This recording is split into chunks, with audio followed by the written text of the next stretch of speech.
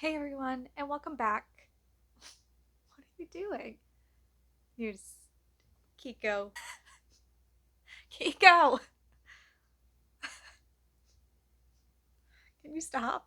And on this channel, I've done a few similar videos to this. I've done things that I only own one of, things that I don't buy, things that I buy more of. But what about those items that are kind of in between that you have multiple of, but maybe you don't have as many as other people have, or you just purposely keep only a few of these items to kind of manage your inventory. And so I'm kind of calling this video my low inventory items video. These are all items that I purposefully or accidentally keep a low inventory of. So I do own multiples of these, but I don't own a lot of these items. So let's jump right in. And the first item on this list is jeans and shorts. I think I own 4 pairs of jeans and just as many shorts, but this is simply because I hate wearing shorts and I'll always grab for a dress or a skirt if I have the option. And so I really don't need many jeans or shorts to meet this need. And I absolutely loathe wearing shorts. I'm wearing shorts right now, but that is only because it is laundry day and I have nothing else to wear. But I will always grab for a dress or a skirt if it's warm enough.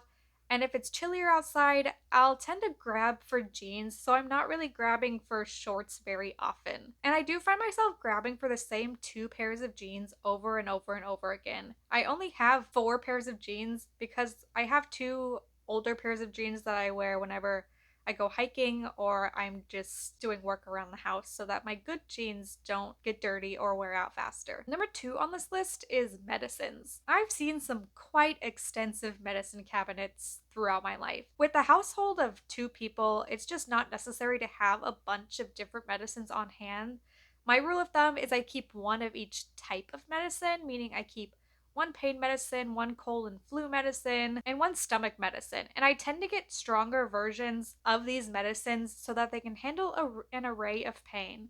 And I try not to take medicines very often anyway. I try to use natural remedies like taking a bath, a nap, I'll drink some tea. But if that doesn't work, I do go to the medicine cabinet and get a medicine for whatever ailment that I have. And I am not a doctor, this is not medical advice. So always check with your doctor before starting a new medicine or getting off a medicine that you're currently on. And number 3 is cleaning supplies. And right now, I do have a higher inventory of cleaning supplies than I usually do because I was trying to try out a few cleaners that I've seen on YouTube lately, but they just haven't worked out for me. But my go-to cleaning supplies is the Blue Land Cleaning Trio. And with that cleaning kit, you get a multi-purpose cleaner, you get a bathroom cleaner, and you get a window cleaner. But really, I have found that I could probably get by with just the multi-purpose and the window cleaner. I rarely use the bathroom cleaner because I'll just use the multi-purpose cleaner in my bathroom. And I just don't use many conventional cleaning products. I don't like the ingredients that are in a lot of cleaning products that you buy in the grocery store. So I really try to use as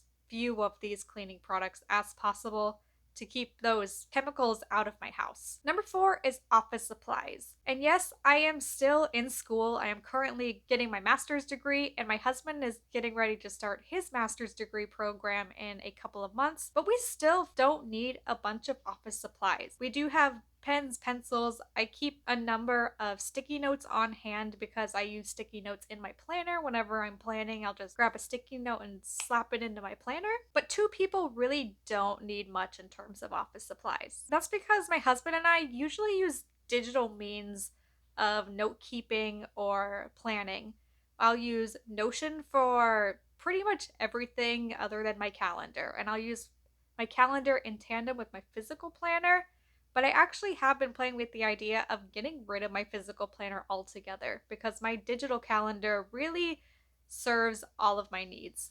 And number 5 is one that my husband and I agreed on just recently, and that is subscription services. And I also consider myself a digital minimalist. So At one point in time, we had all of these subscription services, and it was just getting very overwhelming to keep track of in terms of finances and just room on our television. And I generally avoid subscription based services because I just don't agree with their consumer model because they have very anti consumer structures. And these subscription services have a tendency to raise prices once they already have your business. And it was getting really overwhelming to balance my budget when I had to weed through all of these subscription services and figure out where our money was going every single month. And it was getting very, very expensive having all of these monthly payments to keep track of. And so instead, we opt for one time purchases like renting or buying a movie instead of finding whatever streaming service it's on and subscribing to that, just to forget about it and have to pay for it for months on end until we figure out that, oh, we're not using this anymore. And we actually just canceled our Netflix subscriptions because their constant price hikes were getting outrageous. I'm not going to pay $16 a month for a service that I am barely using when there are better services out there that create way better content. And the streaming services we currently have, I think we have Peacock, we have Disney Plus, we have Apple One, and we share Paramount Plus with one of our friends, so we actually don't pay for that one. And we have found that the Apple One subscription is the most worth your money because you can split the Apple One family plan with 4 other people. So you can split the cost 5 ways, and it really only comes to about $5 per person per month. And you get access to each other's movies and TV shows that they have bought. So you can have access to all of these movies and TV shows, and you're only spending $5 a month. And on top of TV streaming services, I think the only subscription services I have right now are Book of the Month, and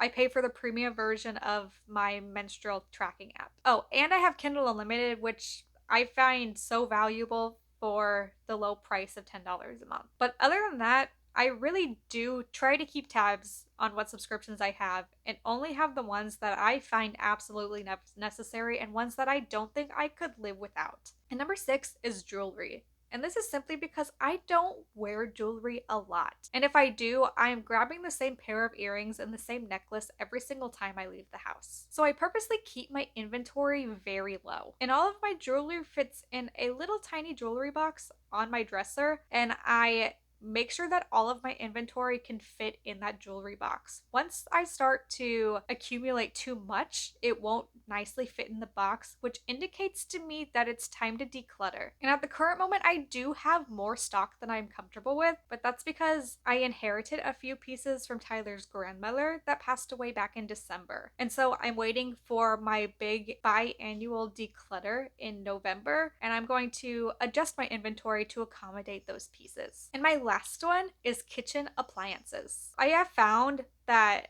specialized kitchen appliances are getting out of control.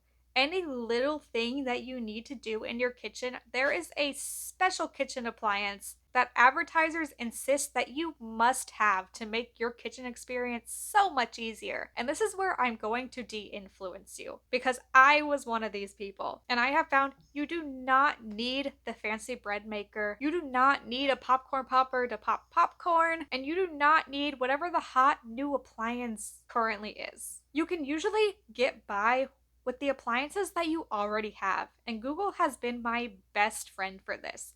I can just Google what I'm trying to do, and I usually have something in my kitchen that will already help with the task that I am looking to accomplish. And I have gotten very good at finding creative ways to use the kitchen appliances that I already have on hand without having to go to the store and buy the new highly specialized product that the internet is trying to sell me. And I have a few kitchen essentials that I personally could not live without, and I'm gonna list them now just to kind of maybe give you some ideas of how I use the kitchen appliances that I have. And my first one is my KitchenAid mixer. I do everything with my KitchenAid. I mix everything with my KitchenAid. If I am making homemade noodles, I'll mix my noodles in it. I'll bake cookies, brownies, bread dough, pizza dough, everything goes in my KitchenAid. And it really helps because I can put all of my stuff in the KitchenAid and walk away to finish another task while my KitchenAid finishes mixing. Another kitchen appliance that I absolutely love and use all of the time is our blender. And our blender came with a few attachments. It came with the basic blender attachment,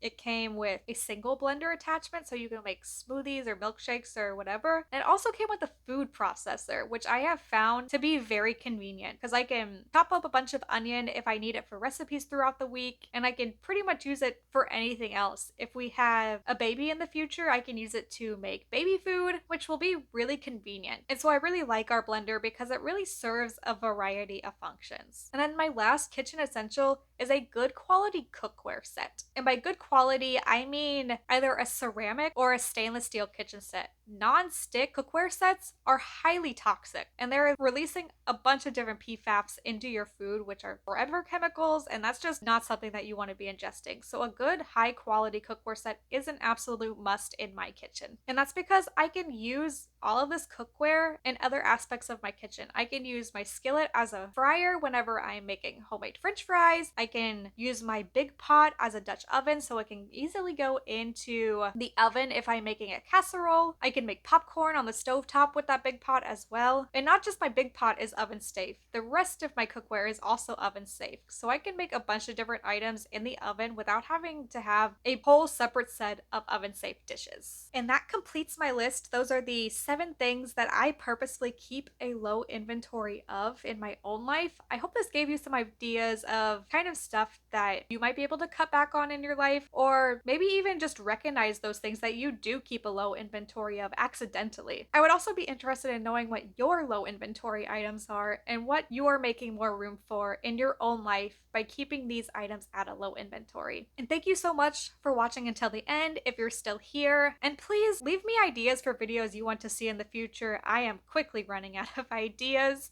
and I could really use your help, so I'd be really interested to know what you want to see from this channel in the future. And I appreciate you so much for being here, and I appreciate every single one of you who watches my videos and really allows me to do this as a hobby. Thank you for watching, and I'll see you in the next one. Bye.